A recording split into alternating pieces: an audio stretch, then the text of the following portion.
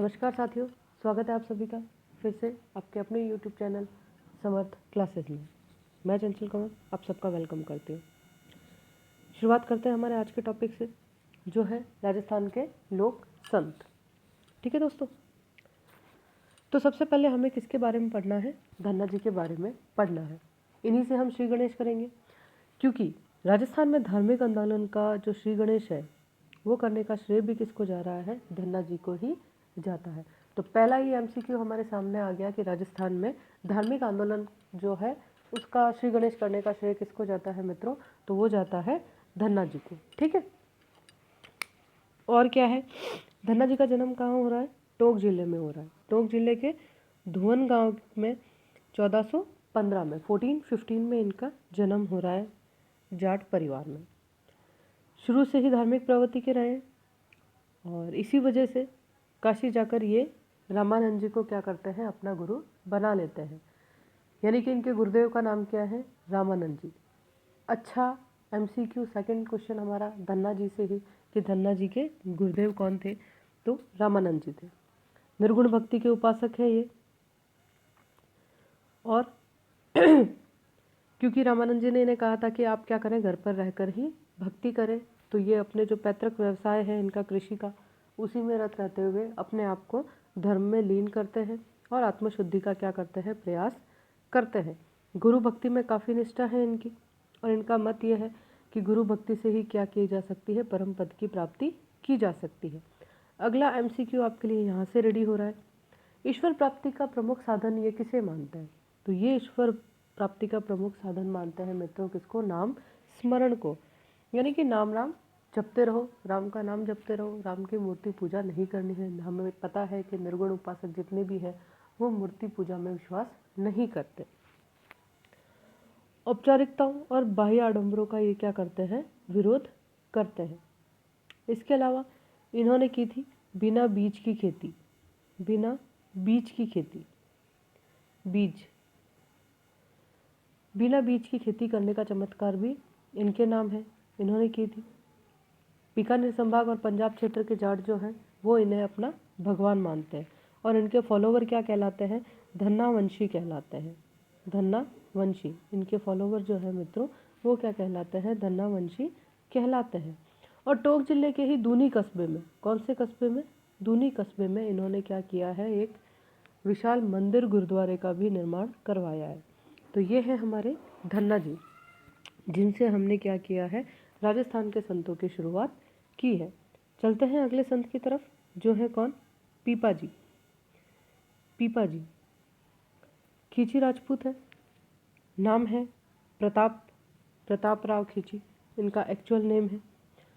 गागरून जो है हमारा जिला झालावाड़ की तरफ, उनके क्या है? ये शासक हैं। गागरून रियासत के क्या हैं? ये शासक हैं, थे एक्चुअली।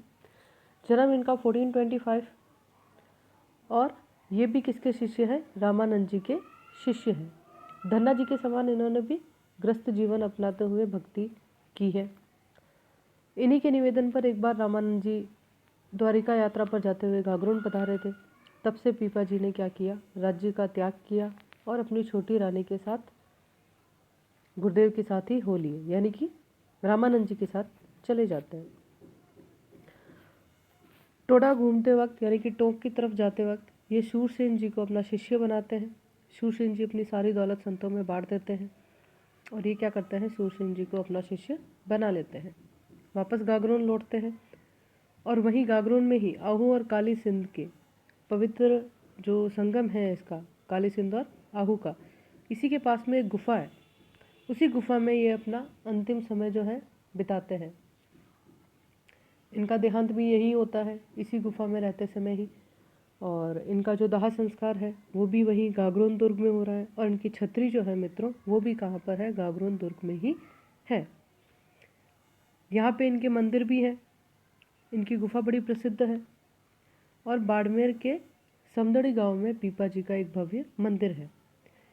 अपने इसी संत जीवन के दौरान ये बाड़मेर गए थे। वहीं ये दर्जी व्यवसाय का काम करते थे। इन्हें लगता था कि इसी कार्य में भक्ति है। भक्ति का मित्रों कोई एक प्रॉपर वे नहीं होता, इसकी कोई परिभाषा नहीं होती। इन्हें ये लगता था कि मैं इस तरह से सिलाई कर रहा हूँ, किसी काम में लीन हूँ, और अगर मैं किसी काम में लीन हूँ इसका मतलब मैं भक्ति कर रहा हूँ, ये इनकी मान्यता थी। दर्जी समाज इनको फॉलो करता है। और चैत्र शुक्ल पूर्णिमा को क्या होता है, विशाल समागम आयोजित होता है। कहाँ होता है, समदड़ी गांव में होता है। इसके अलावा इनके कुछ हस्तलिखित ग्रंथ भी हैं, जिसमें पीपा जी की कथा, पीपा पर्ची, पीपा जी की वाणी, सांख्या और पद, ये जो है वो प्रमुख हैं। 17वीं शताब्दी के ही एक हस्तलिखित ग्रंथ में पीपा द्वारा रचित एक चिंतामणि नामक ग्रंथ भी जो है वो प्राप्त हुआ है। तो ये सारे ग्रंथ जो हैं वो आपको क्या करने हैं, याद रखने हैं। पीपा जी की कथा, पीपा पर्ची, पीपा वाणी, सांख्या पद और चिंतामणि। ठीक। माफ कीजिएगा। ईश्वर प्राप्ति में गुरु के निर्देशन को पीपा जी क्या मानते हैं, आवश्यक मानते हैं।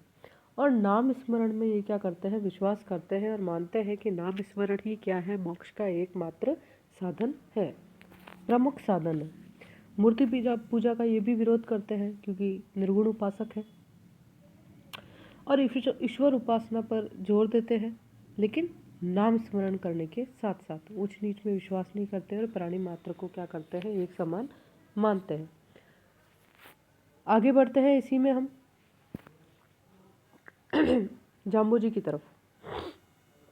जाम्बू विष्णुई संप्रदाय के प्रवर्तक, 1451 में इनका जन्म हुआ है। भाद्रपद कृष्ण अष्टमी। कहाँ पर, पीपासर नागौर। पवार वंशीय राजपूत है ये। लोहड़ जी पिताजी का नाम, हंसा देवी माताजी का नाम। ये जाम्बू जी की है प्रारंभिक जानकारी। हंसाबाई या हंसा देवी ये नाम आपको पढ़ने में आते हैं, क्योंकि हम इस बुक को पढ़ रहे हैं तो इस बुक में जो लिखा हुआ है, और क्योंकि ये आरबीएससी की बुक है तो हमें इसी बात को मानना चाहिए, ये मेरा विश्वास है। मैं अपनी थिंकिंग किसी पे थोप नहीं रही हूँ, जैसा आपको उचित लगे, मेरा काम है आपको बताना। 1483 में माता पिता के देहांत के बाद वो गृह त्याग करते हैं और बीकानेर में ही रहते हुए सत्संग और हरिचर्चा में अपना समय व्यतीत करते हैं। कब, 1485 में। 51 में इनका जन्म है और 85 में ये क्या करते हैं, इसी स्थान पर विष्णुई संप्रदाय का प्रवर्तन करते हैं। इनको फॉलो करने वाले ही क्या कहलाए हैं, विष्णुई कहलाए। और क्योंकि इनके अनुयायी 29 सिद्धांतों का पालन करते हैं, यानी कि 20 + 9 विष्णुई, इसी कैलकुलेशन से विष्णुई संप्रदाय का जो है हम मानते हैं। तो 29 नियम हैं इनके, उनको फॉलो किया जाता है।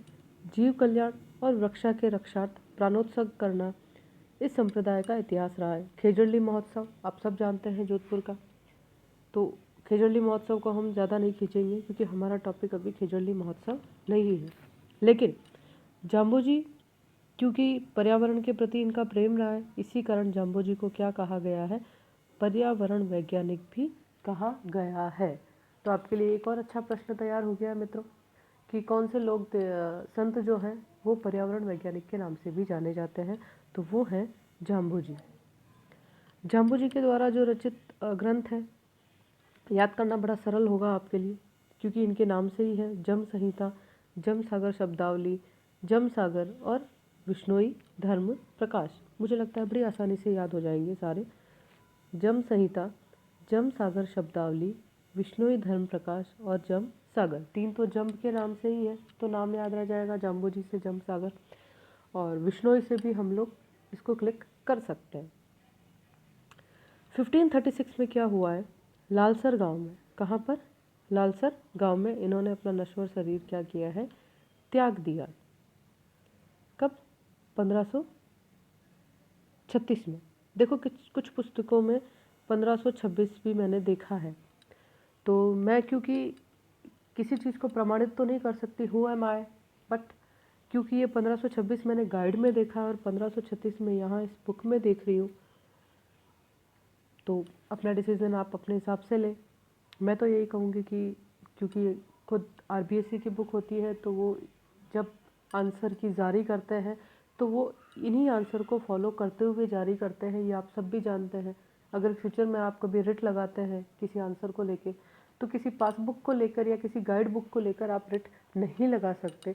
आपको रिट लगाने के लिए किसी प्रमाणित पुस्तक की ही ज़रूरत पड़ेगी, और वो प्रमाणित पुस्तक आरबीएससी की खुद की जारी की हुई ही होगी। Otherwise decision is your, because life है आपकी, डिसीजन भी आपका, कॉम्पिटिटिव एग्जाम भी किसका है दोस्तों? आपका है। चलिए, तो जहाँ इन्होंने अपना नश्वर शरीर त्याग दिया है, तालवा गांव के निकट इन्हें समाधिस्थ किया गया है, और यही स्थान क्या कहलाया है मित्रों? मुकाम कहलाया है। और यहाँ वर्ष में 2 बार फाल्गुन और अश्विनी की अमावस्या को क्या होता है? मेला लगता है। ठीक। अगले अपने लोक संत हैं जसनाथ जी।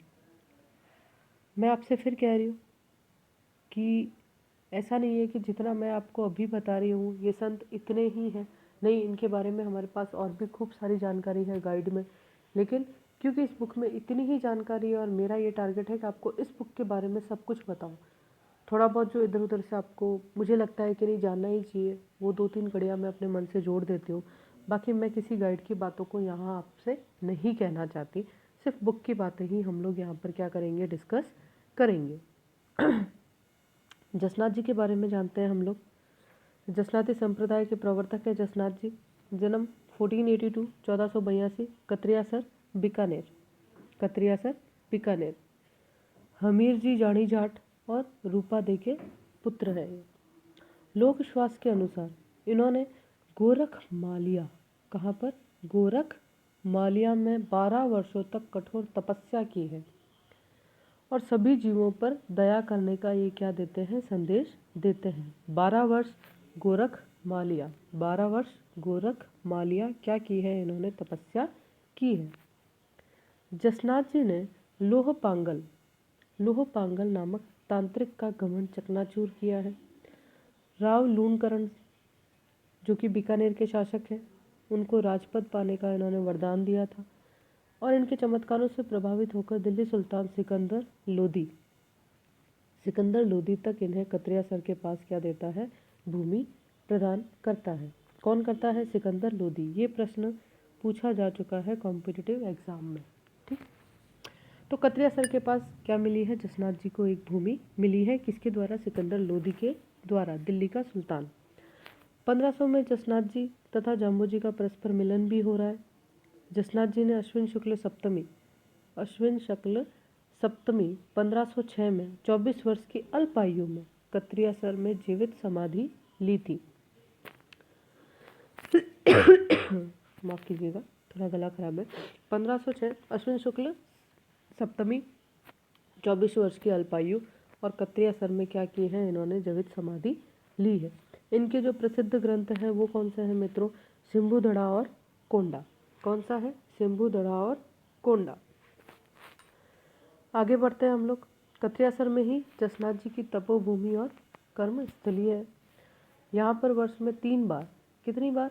3 बार, अश्विन शुक्ल सप्तमी, माघ शुक्ल सप्तमी और चैत्र शुक्ल सप्तमी। देखो याद करना बड़ा इजी है, सप्तमी सप्तमी सप्तमी, शुक्ल शुक्ल शुक्ल। उसके बाद आपको सिर्फ महीने याद करने हैं, अश्विन, माघ और चैत्र। अश्विन, माघ और चैत्र 2-3 बार बोलोगे, आपको क्या हो जाएगा? याद हो जाएगा। याद करने की ट्रिक आपकी खुद की है। शॉर्टकट में विश्वास मत कीजिएगा मित्रों, सक्सेस का कोई शॉर्टकट नहीं होता। किसी ट्रिक के चक्कर में मत पड़िएगा। याद करने का एक ही तरीका है कि चीज़ को बार बार रीड आउट करो, वो खुद ब खुद आपको याद हो जाएगी। चलिए, लालदास जी के बारे में जानते हैं कि ये बुक क्या कहती है। लालदास जी लालदासी संप्रदाय के प्रवर्तक हैं, नाम से ही पता चल गया है। मेवात प्रदेश अलवर के धूलीदूप गांव में श्रावण कृष्ण पंचमी को इनका क्या हो रहा है? जन्म हो रहा है। 1504 श्रावण कृष्ण पंचमी, यानी कि अंधेरा पक्ष जो होता है श्रावण का, उसकी पंचमी को इनका जन्म हुआ है। पिताजी का नाम चांदमल, माताजी का नाम समदा। पिताजी का नाम चांदमल और माताजी का नाम समदा। वैसे आज तक कभी पूछा नहीं गया। लालदास जी ने तिजारा के फकीर गदन चिश्ती से दीक्षित होकर उन्हीं की प्रेरणा स्वरूप धोली धूप छोड़कर बांधोली गांव में क्या करते हैं? सिंहशिला नाम की पहाड़ी पर कुटिया बना लेते हैं। फिर से सुनिएगा। फकीर कौन? गदन चिश्ती। फकीर कौन? गदन चिश्ती।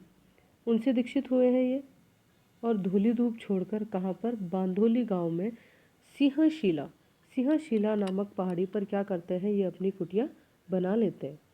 मेवात क्षेत्र में फैली हुई धार्मिक और सामाजिक कुरीतियों को दूर करने का काम किया है लालदास जी ने, और नैतिक शुद्धता पर ये क्या करते हैं, बल देते हैं। हिंदू और मुस्लिम दोनों ही धर्मों की अच्छाइयों को अपनाने का ये क्या करते हैं, उपदेश देते हैं। मानते हैं कि अल्लाह और ईश्वर क्या है, एक है, और जो दूसरों को कष्ट पहुंचाता है स्वयं उसका जीवन भी क्या हो जाता है, कष्टमय हो जाता है। यानी कि जो दूसरों के लिए खड्डा खोदेगा वो खुद भी क्या करेगा, उस खड्डे में गिर जाएगा। तो ऐसा काम नहीं करने का है। ऐसा कौन कह रहे हैं, लालदास जी कह रहे हैं मित्रों। मेव मुसलमान जो है वो लालदास जी को क्या मानते हैं, पीर मानते हैं।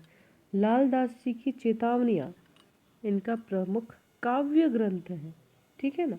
कविताओं का संग्रह जो होता है वो काव्य ग्रंथ आपका कहलाता है, ये बात आप सबको पता है।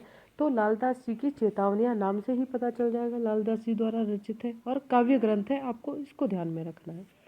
नगला में 1648 में 108 वर्ष की दीर्घायु में, कितने वर्ष, 108 वर्ष की दीर्घायु में इनका क्या हो रहा है, निधन हो रहा है।